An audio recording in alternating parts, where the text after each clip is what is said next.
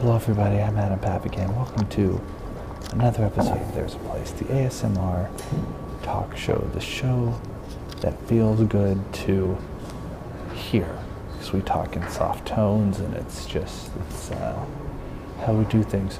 Folks, here at There's a Place, it's a cutting edge talk show. I don't know if you knew that or not. This is the only ASMR talk show in the entire world, but I have really, I'll be honest with you, I have seen the future of entertainment, and that is holograms. Down on Hollywood Boulevard, they have this thing called the Hologram Theater. It's owned by Alki David, who we may have talked about before on the show, but he's a millionaire. His family owns the bottling rights to Coca-Cola in Africa, so he has unlimited money and he uses it to invest in these bizarre projects. He had a website called Battle Cam where you link up with a stranger and insult a stranger and then people vote on it. He had a TV network here in Los Angeles for a little bit, so he's always doing stuff. Long story short, he's opened up a hologram theater on Hollywood Boulevard. It's $30. You can get comp tickets though, so it's $7.50 with the service charge. That's what I did. 2 shows playing. One is Billie Holiday, which, you know, if there's one thing young people, heck, people of all ages living today are interested in, it's blues singer Billie Holiday. She has a lot of fans out there, so Unusual Choice is their flagship hologram, but they have a Billie Holiday show, and then they have something that I saw called the Ray J and Decato Sexy Hollywood Freak Show. So it's Ray J, Brandy's brother from the Kim Kardashian sex tape, and Kato Kaelin from the OJ trial, and they host this kind of variety show thing. It's like a burlesque dancer and a juggler and a midget. It's very strange. It's all of 16 minutes long. They sell weed chocolate in the lobby, only ones in the theater, and it was really a fantastic show. It's so strange that somebody would choose to spend their millions of dollars on making a hologram of Kato Kaelin, but that's wonderful. So it really gave a three-dimensional experience of wondering what the hell was going on. Really enjoyed the Hologram Theater. Go check it out for yourself. But again, only if you can get the comp tickets, because they're a lot cheaper. Folks, as you know, if you've been watching the last couple of weeks, we've been showing commercials. Speaking of the future of entertainment, we have somebody who is actually a sponsor of this show, full disclosure, but they have the public access spirit, the cable access connection, as I like to call it. So we have Jared Hodgdon of Home Time, but before that, check out this new commercial for ElitePetWeddings.com.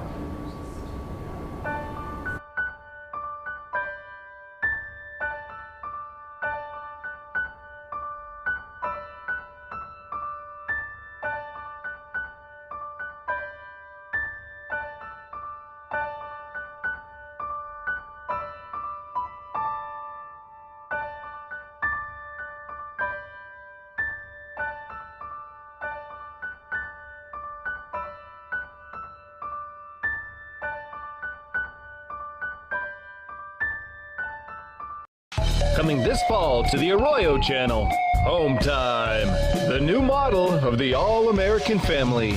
Oh, it's funny. Trust us. Trust? Trust. There will be laughs. No one could doubt this. How could they? Surprises. Surprise! Intrigue. That is interesting. What else? And sentimental moments.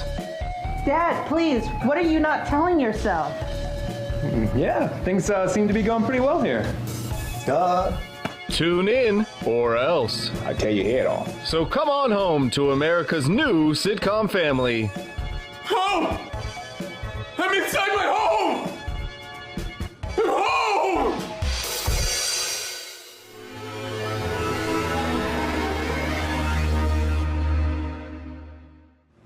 Try not to enjoy this too much. Coming to the Arroyo Cable Network, Home Time.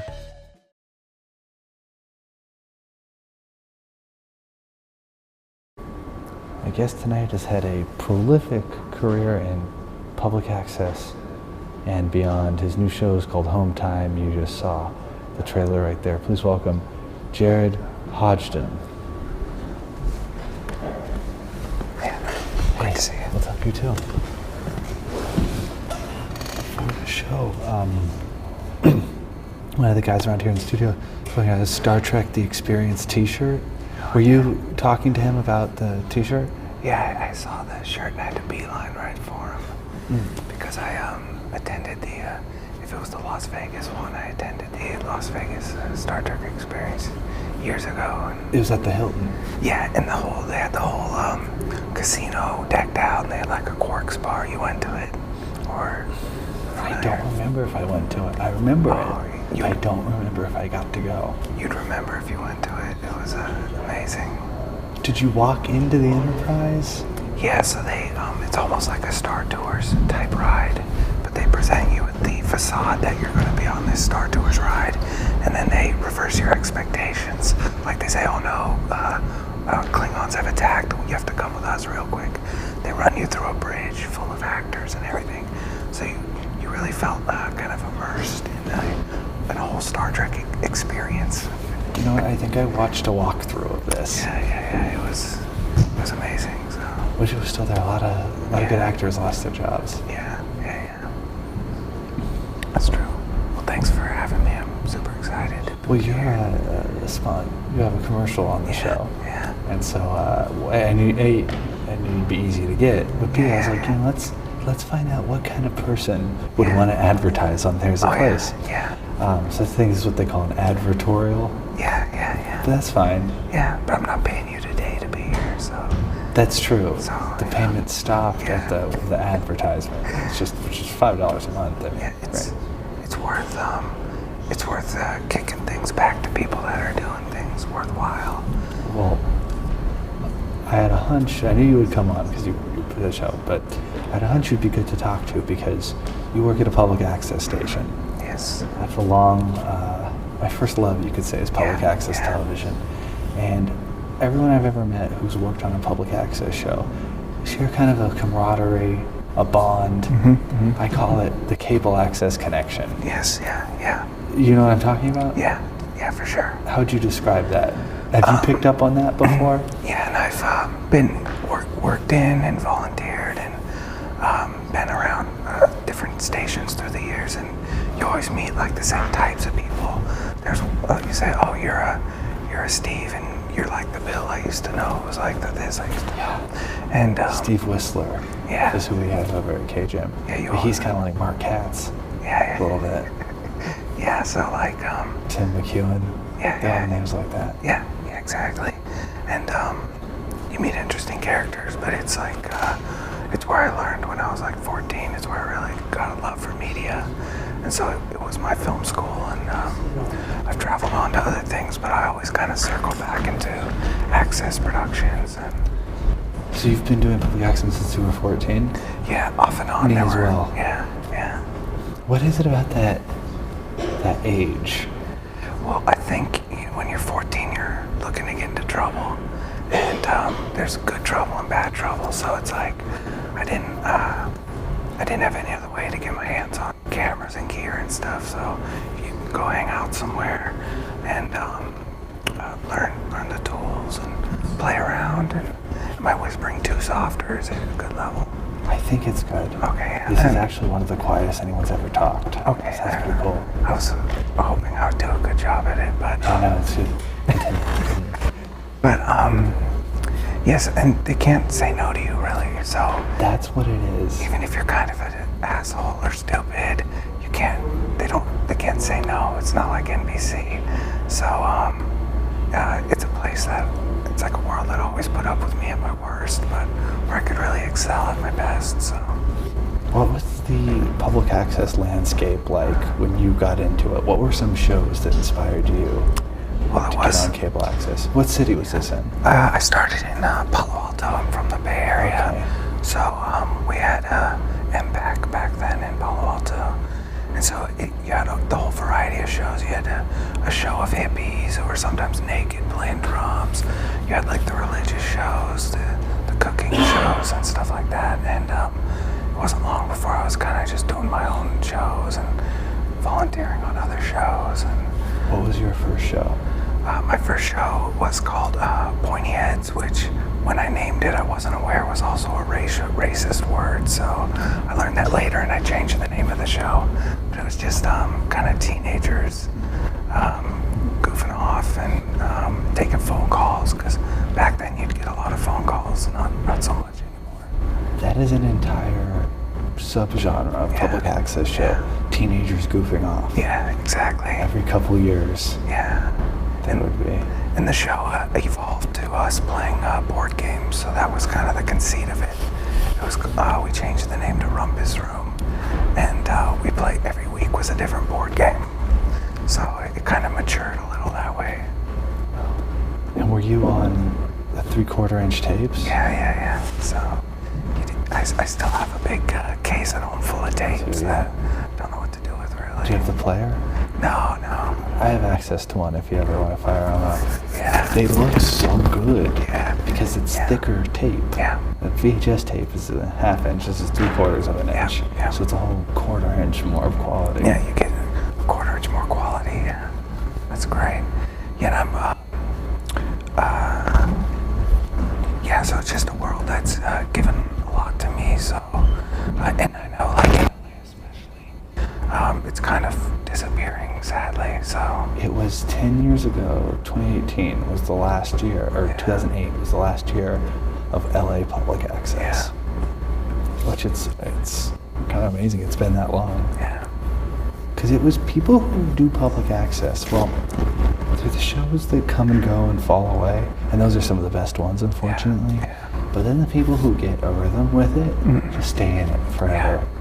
It becomes part of your life. Yeah. So something that was such a big part of people's lives just ended. But we all went on the internet. Yeah. It's true. Yeah. But the Arroyo station in Pasadena, how'd you get hooked up with them? I went there maybe 2-3 years ago. Check it out. It's a little. I started there like almost 4 years ago, 3.5 years ago, and it's a little better now. It's grown up some, but I moved to LA about 4 years ago, and I was looking to, and I had been working in Access at Mid-Bend Media Center up in the Bay Area. Yeah. Your mic is doing something funny. No problem. Just tweak it. Hey Dirk, how's it sounding? Better. Okay. This is a public access moment. Yeah, exactly. Yeah, exactly. We set this up beforehand. You don't need to whisper so much. I'm whispering too much. Too low. So it's too low. Yeah, you're the low. Yeah, you're the lowest. I'll try to turn it up a notch. I'll turn it up a little. Okay. I'm the lowest one. I don't know if I should be impressed or not, but Yeah, I think I get an award for that. Okay, I'll whisper less. But so I moved down to LA and kind of fell back into it because it found me really, because I went into the Pasadena station actually looking to volunteer, make a show maybe, and they ended up needing a staff person, so I applied. So I'm on staff there teaching classes and kind of working behind the scenes like these guys, but then in my free time I also produce my own things too. They let you do your own stuff. Is it a chilled out? Okay, so are you a chilled out public access coordinator, or are you a by the book? Oh, I'm totally like a by the book guy, which a lot of people are surprised by. But I like chaos and anarchy, but I feel like when you have parameters to work in, so some people that know me, like I feel like a comfort in the rules. So like when I'm walking around here and I see the signs that say no smoking or careful for the cables, like I'm the kind of guy who might print and hang those up. But so a problem we had on the Del Talk show in Torrance was no food in the studio was a rule, not even as a prop. Yeah. And it caused some friction. Yeah. We kind of pushed the boundaries. We would bring spices in, and they said no. Yeah. But that's not really a food. It's like a addition. It's condiment. It's like a food dust almost. Yeah. Yeah. Well, how would you feel if somebody tried to bring something like that into the studio? I'm not that hardcore. I'd be totally I'd be chill with food coming in and water. Oh, mine too. Oh, I'm good. Okay. So I'll just talk while you're switching out the batteries. Yeah, but we have like we've had people try to vape and stuff, and I'm like, no, you can't vape in here. So I find a comfort in falling back on the rules. But I wouldn't categorize like if someone had food and spices, yeah, for sure, yeah. Yeah, and you guys have cooking shows and stuff here, so obviously this is a little different. This is like private public access. Right, yeah. We can kind of do what we want. Yeah, we light incense in here. Wow. Yeah. Wow. That's what I love about watching Drone Box is it's one of the places where you kind of you feel the aesthetic and culture of like old school access. Yeah. But it's definitely, I love here at Drone Box. My only complaint is that there's no religious shows here. Yeah. There's fake religious shows. Yeah. But that's such a big part of public access. Yeah. And honestly, I don't know if I would want to watch. They were some of the worst shows. Yeah. Some of the most boring. Yeah. But you're right, they're a staple. I'm sure you could pull someone off the street or something that wants to have a show. There's a church across the street. Yeah, and you see those guys on the street with their boom boxes, kind of evangelizing on the corner. That's a great idea. Just kind of say, hey, follow me, buddy. Come over here. Yeah. That's a good idea for a show. Yeah. It's not a boombox pastor or something. Yeah. That's a great. See, you are a public access professional. Yeah. Yeah, I have ideas falling out of my head a lot of the time. Let's talk about Home Time. Oh, yeah. Did you create this show? Yeah. So, doing access for years, it's one of the kinds of shows you don't see a lot in access are narrative shows because they're kind of hard to pull off because you don't have standing sets and things like that. And inconsistent studio times and stuff. So I kind of ramped up into this show. It was something I wanted to do for a long time. I was doing a sketch show, which was a little bit more feasible, easy to pull off because we were just doing little 2-minute, 3-minute bits. But I knew I wanted to do this, so I kind of collected all my favors and had it in the back of my head. And I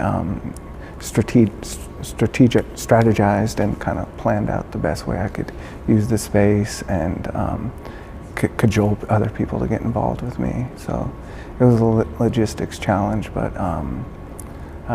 it probably took 6 months of pre-production and conception before we actually started shooting it. And then we shot it in eight studio days. Each one was sometimes a month apart. So we'd have like 2 days and then have a month before the next one. So all sorts of challenges like that. Yeah, 2 days in a row then, that's pretty good. Yeah, that's hard to do, but I kind of had laid my cards out as a producer, to our production manager, and was like, here's all the storyboards. It'll help me a lot if we have a standing set overnight, and kind of was able to bat my eyelashes and convince people we could do it. So that was a big help. How many episodes are you doing on this show? Oh, we shot 6 episodes total. Okay, so this is series length. That's a lesson to people. Yeah. It's basically free to do this, right? Yeah. To make a sitcom. Yeah. There's expense involved. It was mostly like food bribery, like buying nice food for the crew. There was a couple of months where I had to rent a storage for some of the larger set pieces, but other than that, it's basically free. Yeah. Would you bring in whole set pieces? Do you have a... Yeah. So there's not really storage over there, so I rented a truck one day and just drove around. And so when you look at the family house, like any furniture you see, like the couch and the chairs, I just pulled those up off the street because in LA people are always throwing away furniture, they just leave it on the street. So, the family couch and other props you see, I just kind of got off the street. And some of the walls and stuff I put in storage for a couple months. Where'd you get these actors on the show? That's the other part is not just the cast but the crew. It's I called in a lot of favors of people who I respected what they're doing and liked them a lot. So like the lead, he's a guy named Eric Toms, and he's an actor, comedian, and I met him in a writers group, and we became friends. And so he was the first one I cast because I knew he'd be game for just about everything. You know, if we say, can you take your shirt off, he'll take it off. If we say, can we spit in your face, well, I'm spitting in his face. So other people are people I met when I was doing the sketch comedy show. One character who is James Jones, who plays Delivery Man. He's a producer of a guitar lesson show at the Access Festival. Is that the older guy? No, that's... He's good. Yeah, that's, I met him on another Access show. He was doing like, almost, I think it was like a cowboy poetry thing. And I thought, and I'd already written the script, and I knew it was a part I was worried about casting. But then as soon as I saw him, I approached him, and he's like the sweetest, nicest guy, and he seemed to really enjoy the role and stuff. So it's hard to find older people Mm-hmm. to do stuff because they've either gotten good enough at acting that they want money, or they've given up because they're terrible. And I'll say, like, his name is Frank Newhouse, so shout out to him. I think he does a lot of stage work, like theater work, and he's one of those guys who you could tell he has a love and passion for it, and enjoyed the material. So he was really a galvanizer on set to like rally people, their excitement about it up and stuff. So he was delightful to work with, and other people like Jillian Dunn and Connie Shin, they are like UCB improv kind of performers, and They just look like an improv team. yeah, and they're also like, they're just very, very talented actors. So I kind of like people I'd seen through the years. I did put out a casting call, but some people like them I reached out to and asked to do it. Were they public access? Like, had they done public access before? When you said that it was public access, A couple, they... were they like, oh yeah, all right. Um, Back in high school, I used to. Yeah. They had been on Quality Sketch, which was the sketch comedy show I did before. So I kind of had them in my Rolodeck. But when I went out to do casting calls for this show, I didn't lead with it's a public access show. I kind of, nowadays, a lot of people don't even know what public access is. They forgot about it. So I just kind of led with showing some of my work and just that it's an acting part for a nonprofit kind of production. And I got one of the Amari Reynolds, who played Bro. We cast him off Instagram. So everyone came together through different means, but it was very interesting pulling different people together for it. So. You have any fake plants on the show? Yeah, I made sure to put fake plants on the set. That's something we are missing here. Yeah. Well, the green plants that you see on the show, I guess, are green screen plants. Yeah, you could pull some. They'd have to be like purple plants or something, but you could do it. Yeah, I'll keep my eye out. Yeah, but I made sure to put fake plants on the set. But yeah, I've really learned the challenges of making a sitcom within an Access world.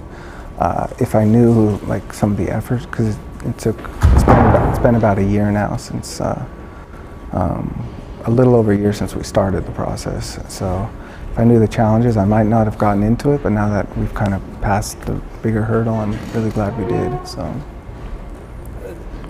The ad anyway was in 4:3 aspect ratio. Yeah. Was that intentional? Yeah. Because I wanted to use the DNA of 80s and 90s sitcoms, and so we shot in full HD, but I put pillar bars on the side, which I found it actually covered my ass a lot because it allows me to bump the frame when I'm editing. So if the shot looks slightly better, 100 pixels over, I can bump it over.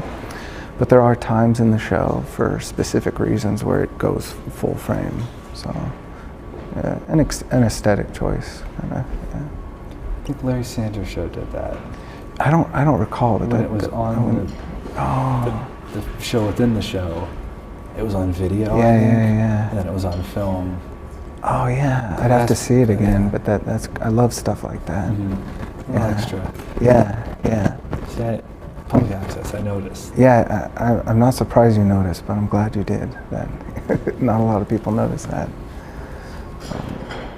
I was poking around your website, A lot of different projects. Yeah. Oh, you had the pilot about a public access station. Yeah, that's so. I consider myself mostly a writer, but a writer that does other things just because nobody really reads my scripts. But but one of the pilots I've written is about life in a public access station, kind of. So which characters did you pull? Not specifically. Yeah. But like which archetypes?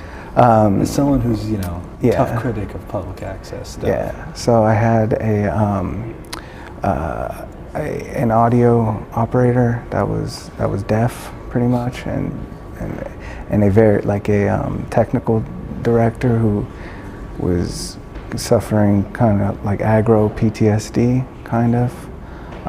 One character I liked a lot was a young transgender woman who's kind of very, very punk, things like that. So, and then I put shows within shows inside of the pilot, and that was fun. So like a married couple that does like a home improvement show, but they're like conspiracy theorists and things like that. And like I had a black power show within it, but two of the people were white. There's 2 white guys and 1 black guy. So things like that, like weird kind of shows you might see on an access thing, yeah. But you never got to make that pilot. No. That seems like it'd be really easy to do at the public access station. You'd think so, but like most times when I write, I don't think about actually producing. I'm kind of just pie in the sky, what's a dream show to make. But then with some things I write, like Home Time, it was gestating in my head for a long time, and I knew I was kind of ready to face the challenge of producing a narrative sitcom within. So I wrote this specifically with production in mind, so I really limited the set pieces, and I created a world where those limitations lend to the overall themes and stuff rather than set it back. So that's why this is a little unique, because I knew all along since I wrote the pilot that I was going to make it. Yeah. Your future doo-wop show? Yeah, that. So how did you come up with an idea? And did you always just write it out? I would say... See, I can come up with ideas all day. Yeah. But I'll never actually do them unless it's a Home Time where I know I can actually get it done. Yeah, I'd say for every idea I actually write something out, I probably have like 100 more. And it's just like when something really won't go away out of my head, that's when I get pen to paper. But I try to write at least 1 pilot a year. For a while I was writing 1 feature a year, but I didn't write 1 last year, mostly because I was doing Home Time. It was taking so much of my time. And then every year I try to write a couple spec scripts of other shows and stuff. With the knowledge that virtually no one will read it, that's let alone it get made. That's the thing about writing scripts is no one will read it unless you either pay them or they feel compelled to. Like I have a writers group, so we read each other's scripts, and in that case they'll read it, but no one else will. That's 8, 9 people. Yeah, and I actually wrote a book, adaptation of Future Doo-Wop, the script you mentioned, with that in mind, saying like maybe people actually read it if it's a book, but I never really put it out. I put a couple chapters out there, but I got so embarrassed by the 9th chapter, and then the final chapter was so bad that I just never really put it out into the world. So it got worse as you kept writing? I think it got better and then got worse, but the 9th chapter I didn't want to put out because it had some scenes I figured that were kind of embarrassing to me, so I didn't. Care to elaborate on that? So a couple of the main characters had like really graphic sex with one another, and it didn't really pay off until the end. But I felt bad about that sitting out there in the world. And if I just imagine this hypothetical person reading up through chapter 9, putting it down, and like the rest of the book not justifying it. So I guess I was kind of being in my head my own critic. So you don't have graphic sex out there. Yeah. So nothing wrong with it though. But if it was consensual. Yeah, it was consensual and everything. And everything. Yeah. Consensual all the way. Yeah, but doing something like. Oh, the dog is here. Yes.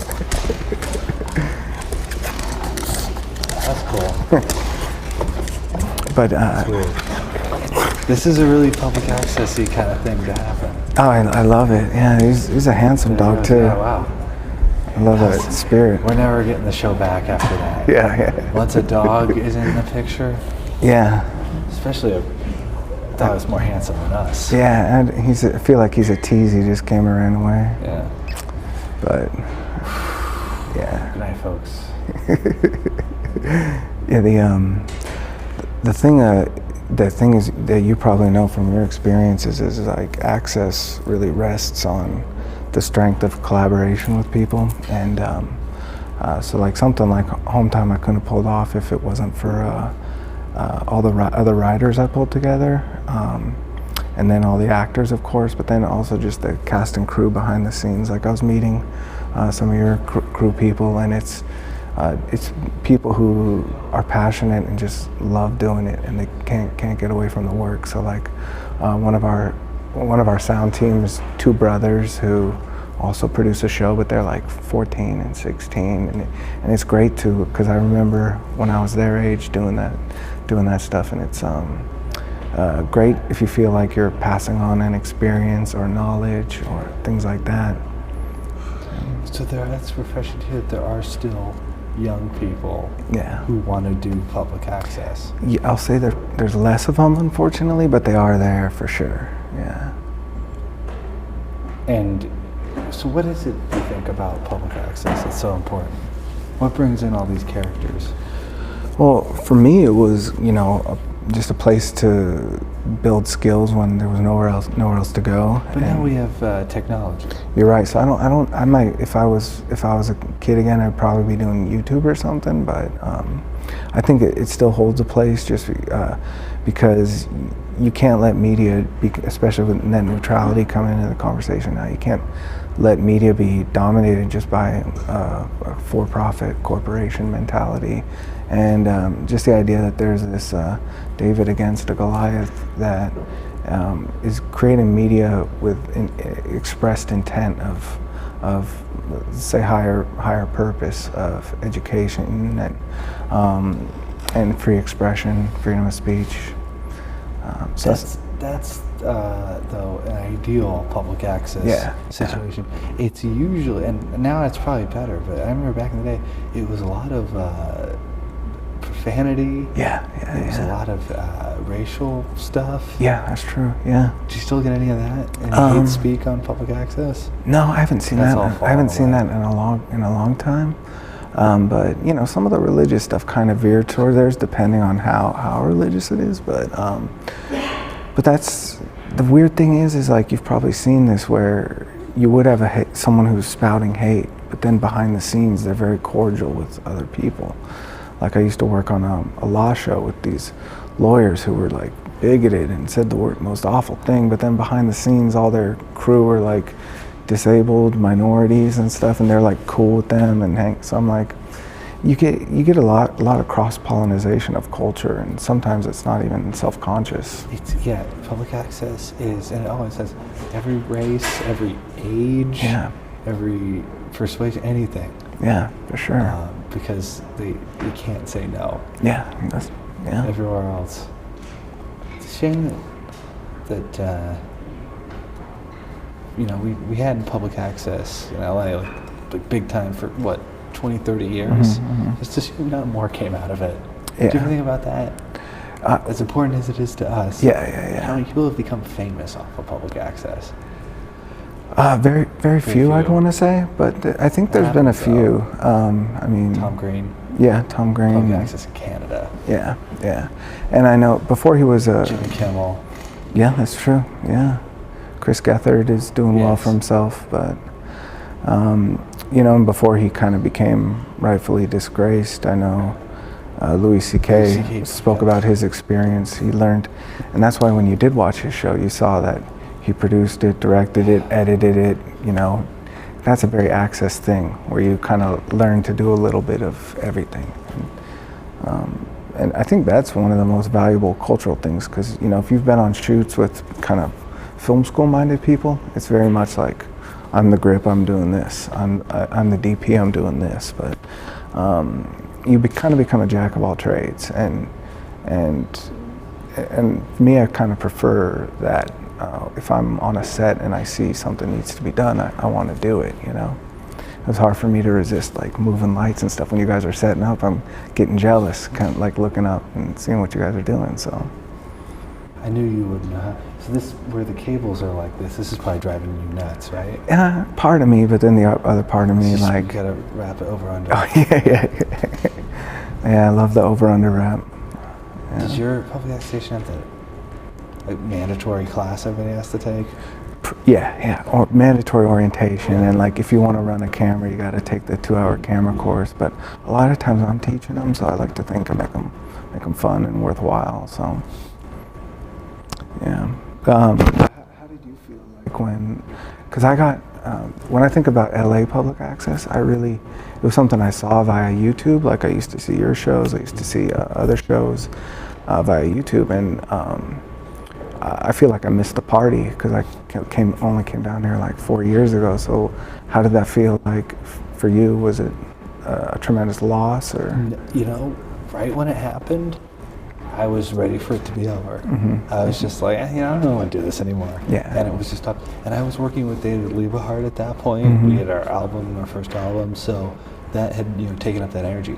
But maybe not even 2-3 years after it ended, I started sniffing around the internet. Oh, Monrovia has a public access station. And then that's how I met Adam and Dirk, who are in the control room right now, was at the Monrovia. So it's the cable access connection. So I guess it didn't really go away. And then we have this, and we have Monrovia, and we have the Nerdist public access station sometimes. I didn't know Nerdist is doing something. They stopped. They were doing it a couple weekends. Oh, okay. But hey, studio's a studio. Yeah, that's great. And the Arroyo channel. Yeah, and well, the Arroyo was lucky because the city kind of stepped in where PEG funds and other things kind of dried up. The city really stepped it up because the community there values it. So we have that going for it, but like what you guys are doing is kind of a way forward for that kind of ethos, I think, for the mindset of access and the way the function of access can kind of go forward. And so I've always respected and watched from afar what you guys are doing, and really dug it, because there's the YouTube space, which I feel like kind of tries to do this, but they're the opposite. They're very, very commercial. Like you have to have a commercial goal in mind for any video you produce there. But they'll still give you the bandwidth for free. Yeah. They'll still host. They won't say no unless it's nudity. Yeah. You can swear on YouTube. Yeah. So it's something, and the way people consume media, you can't even call it television anymore. So. You have to look for ways going forward where you can, as someone like myself who I don't have the networks knocking at my door, but I can't stop making things. I have to have a place like Access to keep pushing my art. Absolutely. Well, see, now we've built a bridge to another bicycling. That's what they used to call it. Yeah. Get the shows around. Yeah.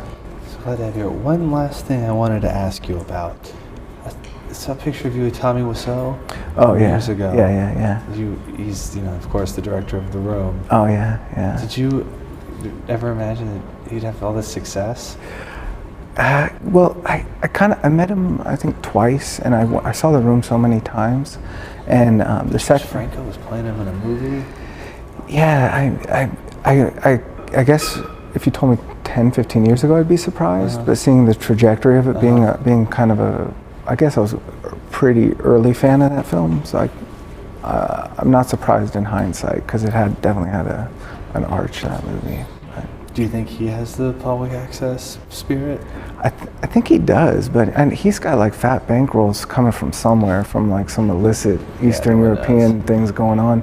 So I think he's definitely a public access character, at large, but he's got some weird nefarious means behind him too. I don't know what his backstory is. The family owned Adelphia got in trouble. what was that about? They were using Adelphia money to like have parties and stuff for their family. Yeah. Some things never change. Yeah. But thank you for keeping the public access spirit alive. Oh yeah, and thank you for what you're doing. Is the show on your Velcro Fathoms Facebook or YouTube page? Yeah, we're trying to put out one episode a month. That is very public access. Yeah. Release slate. I like that. Well, the editing is a beast, and it's taken me like 50 hours an episode to edit. So. Yeah. Oh yeah. But public access. You never know when the show's going to be on. When you catch it. Yeah. Jared, thanks so much for Oh, thank you. It was a blast. Thank you all for tuning in. Till next time, this is Adam Papagan, reminding you that there's a place you can go, and it's your mind. Good night.